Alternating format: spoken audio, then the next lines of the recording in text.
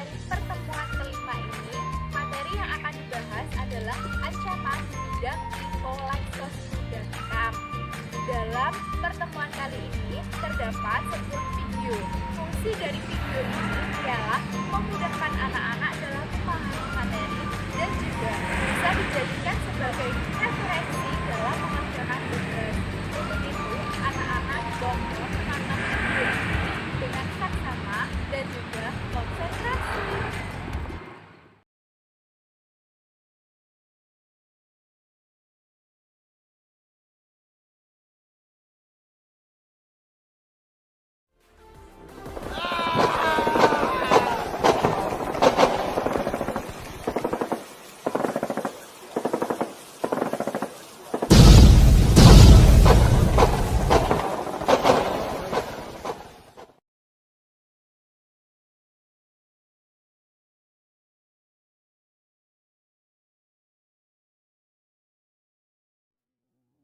Segera ya.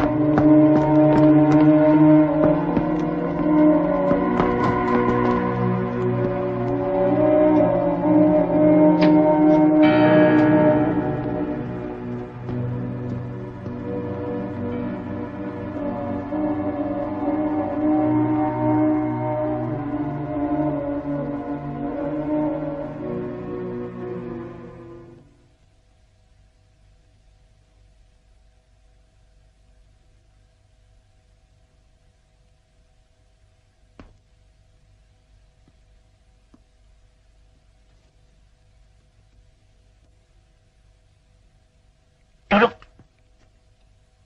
Ada apa? Bapak diminta menghadap Presiden.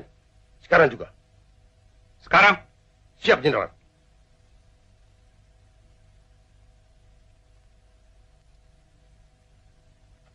Kalau begitu, tunggulah.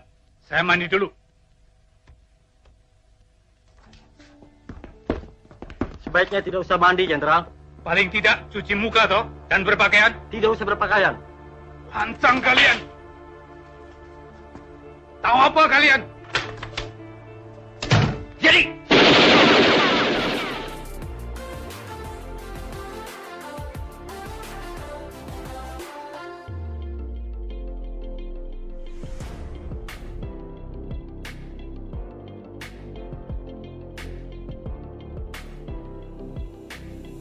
Diajak masuk ke gedung DPR untuk melakukan audiensi dengan sekretariat DPR. Mereka meminta agar dilibatkan dalam pembahasan undang-undang oleh DPR lantaran menurut mereka perancangan KUHP dan juga revisi undang-undang KPK tidak melibatkan masyarakat. Audiensi yang berlangsung selama kurang lebih 3 jam ini kemudian menghasilkan perjanjian yang disepakati antara anggota Dewan yang diwakili oleh Sekjen DPR, meliputi janji untuk menyampaikan setiap aspirasi mahasiswa kepada DPR, menentukan kepastian tanggal pertemuan kembali sebelum 24 September mendatang, serta dalam kurun waktu 4 hari terhitung dari 19 hingga 24 September, DPR diminta untuk tidak mengesahkan RUU Pertanahan, Ketenagakerjaan, Minerba, dan RKUHP. Telah disepakati poin-poin kesepakatan antara mahasiswa dengan Insinyur Indra Iskandar MSI selaku Sekretaris Jenderal DPR RI sebagai berikut. 1. Aspirasi dari masyarakat Indonesia yang direpresentasikan mahasiswa akan disampaikan kepada pimpinan Dewan DPR RI dan seluruh anggota Dewan. Kedua, Sekretaris Jenderal DPR RI akan mengundang dan melibatkan seluruh mahasiswa yang hadir dalam pertemuan tanggal 19 September 2019, dosen atau akademisi, serta masyarakat sipil untuk hadir dan berbicara setiap perancangan undang-undang lainnya yang belum disahkan.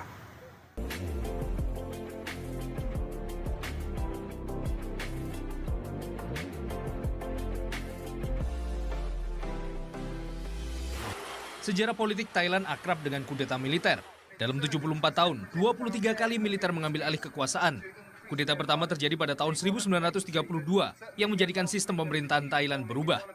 Militer kemudian memegang kekuasaan di Thailand selama 6 dekade. Barulah pada tahun 1992, gerakan rakyat berhasil menggulingkan kekuasaan militer. Thailand pun kembali menikmati iklim demokrasi. Hingga pada 19 September 2006, militer kembali beraksi. Mereka menggelar kudeta saat Perdana Menteri Thailand saat itu, Thaksin Shinawat, tengah berada di Amerika Serikat. Kudeta dipicu dari kekecewaan pihak militer terhadap kebijakan ekonomi yang diberlakukan Thaksin. Dan yang terkini, kudeta militer kembali terjadi di negeri Gajah Putih. Pimpinan militer Thailand, Jenderal Prayut Chan-o-cha, mengumumkan militer mengambil alih pemerintahan Thailand. Kudeta dilakukan dengan dalih menyelamatkan keadaan negara yang tengah bergolak akibat sengketa politik antara kubu Yingluck Shinawat dan massa anti pemerintah. Militer juga memblokir semua stasiun televisi dan menahan sejumlah pejabat dan tokoh negara. Namun menjanjikan perlindungan bagi setiap warga negara dan warga asing yang ada di negeri Gajah Putih. Pengumuman kudeta ini menjadi yang ke-12 sejak pertama kali militer menggelar kudeta di tahun 1930.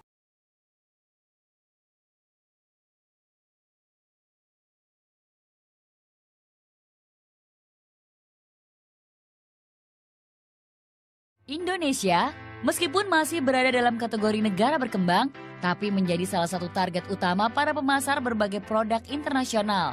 Mulai dari gadget, barang-barang elektronik, otomotif maupun fashion, masyarakat Indonesia memiliki kecenderungan untuk mengikuti tren terbaru dengan cara membeli jenis barang terbaru tersebut meski harganya tergolong mahal dan sebenarnya bukan merupakan kebutuhan utama.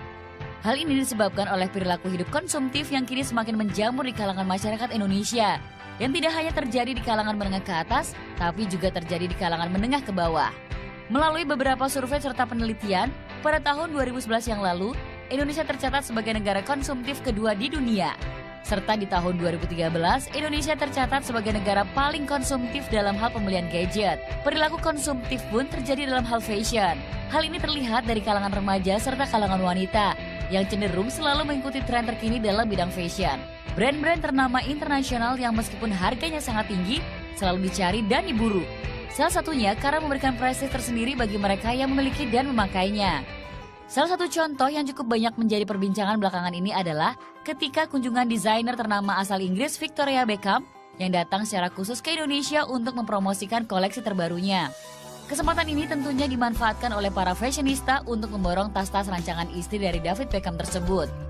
Salah satunya adalah Lily, yang bahkan mendapatkan kesempatan berfoto langsung bersama dengan Victoria, yang bahkan fotonya tersebut diupload di akun Instagramnya.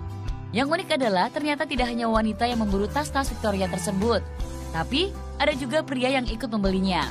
Seperti yang terlihat dalam salah satu postingan di akun Instagram Victoria, di mana ia berpose dengan pria bernama Ray, yang terlihat membeli beberapa tas Victoria sekaligus. Perilaku gaya hidup konsumtif yang berlebihan tentu akan membawa dampak yang buruk bagi seseorang. Salah satunya jika perilaku tersebut tidak didukung oleh keseimbangan antara pendapatan serta pengeluaran. Perilaku ini akan membawa masalah ekonomi bagi dirinya serta keluarganya. Well, bagaimana menurut Anda good people? Apakah Anda juga merupakan seseorang yang bergaya hidup konsumtif?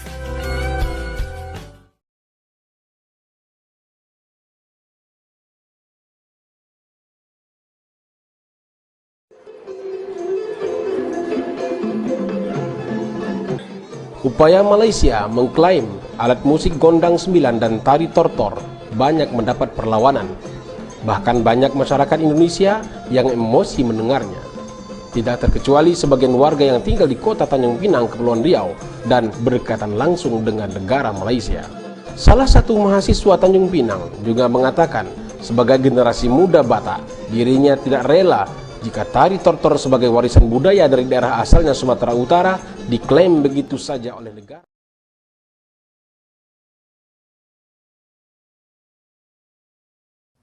Kemiskinan menyisakan persoalan ketimpangan. Sebuah penelitian mengungkapkan bahwa di Indonesia, anak yang tumbuh di keluarga miskin cenderung memiliki pendapatan yang lebih rendah dibandingkan dengan orang dari keluarga tak miskin. Belenggu kemiskinan belum betul-betul dapat dilepaskan. 9,22% rakyat kita ada dalam kategori penduduk miskin. Tidak menutup kemungkinan kondisi ini dapat memperlebar jurang ketimpangan sosial. Lembaga Penelitian Semeru mengungkapkan bahwa di Indonesia, anak yang tumbuh di keluarga miskin cenderung memiliki kesenjangan pendapatan dengan orang dari keluarga tak miskin. Kesimpulan didapatkan dari penelitian terhadap 1.522 anak yang terbagi dari kategori anak-anak yang hidup dalam keluarga miskin dan tidak miskin. Kondisi mereka dibandingkan antara sebelum dan sesudah bekerja saat dewasa. Hasilnya, pendapatan per jam anak dari keluarga miskin 87% lebih rendah dari keluarga tidak miskin. Hal ini dipengaruhi oleh sejumlah faktor, termasuk lama sekolah dan skor matematika mereka saat belia. Kondisi lingkungan rumah tangga seperti listrik dan sanitasi juga masuk dalam variabel.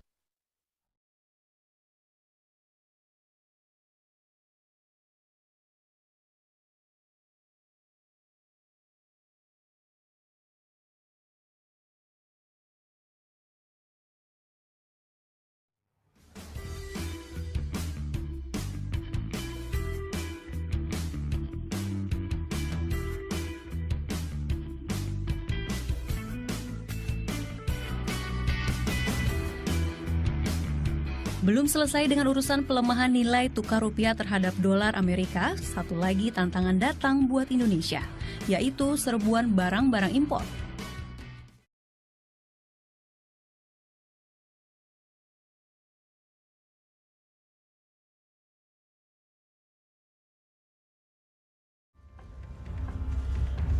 Inilah uang yang disita KPK dalam kasus korupsi yang menjerat Gubernur Sulawesi Selatan Nurdin Abdullah. KPK mengatakan uang tersebut disita dari Sekretaris Dinas PUTR Provinsi Sulawesi Selatan Edi Rahmat. Uang yang diterima dari Direktur PT Agung Perdana Balaumba Agung Sucipto ini rencananya akan diberikan kepada Gubernur Sulawesi Selatan Nurdin Abdullah sebagai imbalan untuk pengerjaan proyek infrastruktur di Sinjai. Ketua KPK Firly Bahuri mengatakan Nurdin bukan kali ini saja menerima suap proyek pembangunan di Sulawesi Selatan. Ia diduga menerima uang hingga 5,4 miliar rupiah dari beberapa kontraktor proyek di lingkungan pemerintah Provinsi Sulawesi Selatan. Diduga menyerahkan uang.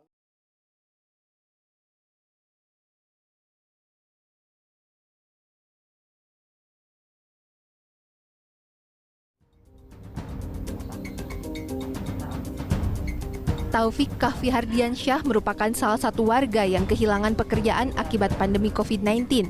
Selama 9 tahun, Taufik bekerja di salah satu pabrik kain di kota Bandung.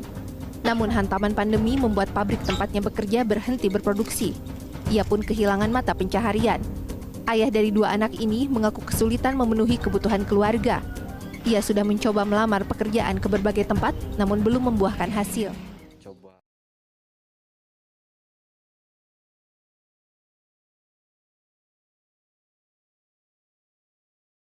Ya, sekarang kita ke sorotan lainnya. Pertumbuhan utang luar negeri secara tahunan pada April 2021 melambat dibandingkan pada bulan sebelumnya. Secara bulanan, utang luar negeri per akhir April mencapai 418 miliar, naik dari bulan Maret sebesar 415,6 miliar dolar Amerika Serikat.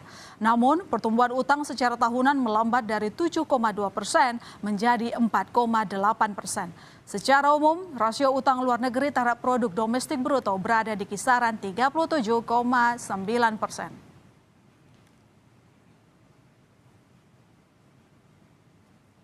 Saudara, dana stimulus pemerintah bagi pemulihan ekonomi terus bergulir. Dari anggaran pemulihan ekonomi nasional atau PEN sudah terrealisasi 219,65 triliun rupiah atau 31,4% dari pagu anggaran PEN. Selain untuk belanja di sektor kesehatan, dana PEN banyak dipakai untuk perlindungan sosial dan insentif usaha. Nah, dari dompet negara sendiri alias APBN sudah keluar banyak pengeluaran untuk penanganan COVID-19. Beberapa diantaranya adalah belanja vaksinasi sebesar 58,1 triliun rupiah, perawatan 32,33 triliun rupiah, dan insentif perpajakan kesehatan, bebas PPN dan bea masuk senilai 20,85 triliun rupiah.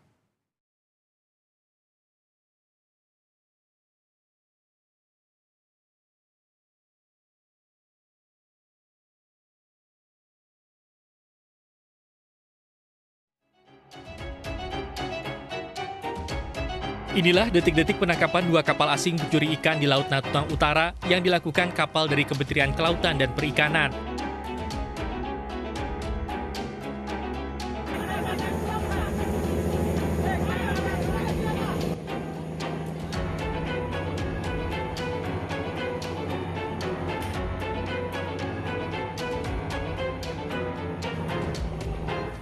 Tindakan tegas diambil setelah tembakan peringatan diabaikan dan kedua kapal asing itu berusaha kabur keluar dari wilayah perairan Indonesia.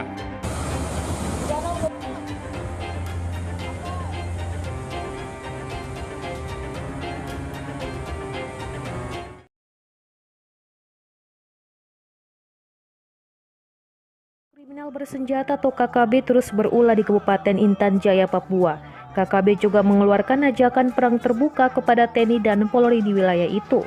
Wakapolda Papua, Brigjen Matius Fakiri menanggapi tantangan yang dikeluarkan KKB. Ia menegaskan, Polri dan TNI tak takut dengan tantangan itu. Tetapi, Matius tak ingin ada korban sipil jatuh jika TNI dan Polri melakukan perang terbuka dengan KKB. Matius membenarkan terdapat selebaran berisi berita propaganda yang dibuat KKB beredar di Intan Jaya. Dalam selebaran itu tertulis tantangan perang untuk TNI Polri. Menurutnya, propaganda serupa itu bukan yang pertama kali dilakukan KKB di Papua. Hal itu juga pernah ditemukan di Jayapura dan Puncak Jaya. Ini biasanya terjadi saat eskalasi sedang tinggi, kata dia. Matius menilai eskalasi politik di Papua sedang tinggi beberapa waktu terakhir. Aparat keamanan tak mau gegabah mengambil tindakan hukum terhadap KKB. Tindakan represif, kata dia, sulit dilakukan aparat keamanan di Intan Jaya. Kejadian di Intan Jaya ini selalu berulang dan ini harus kita sikapi dengan tenang agar kita bisa mengambil langkah-langkah penegakan hukum yang pas dan soft. Kita tidak mau mengulangi kesalahan-kesalahan yang sudah terjadi beberapa waktu lalu, kata Matius. Polda Papua, sambung Matius, akan mempertebal jumlah personel Polres Intan Jaya agar situasi keamanan di wilayah tersebut bisa lebih kondusif. Selesai menonton video, tugas anak-anak ialah mengerjakan lembar kerja 1. Untuk itu, anak-anak dimohon berkumpul dengan teman sekelompok untuk mengerjakan tugas, menggunakan waktu dengan sebaik mungkin, serta tetap mematuhi protokol kesehatan. Demikian yang dapat kami sampaikan. Terima kasih. Wassalamualaikum warahmatullahi wabarakatuh.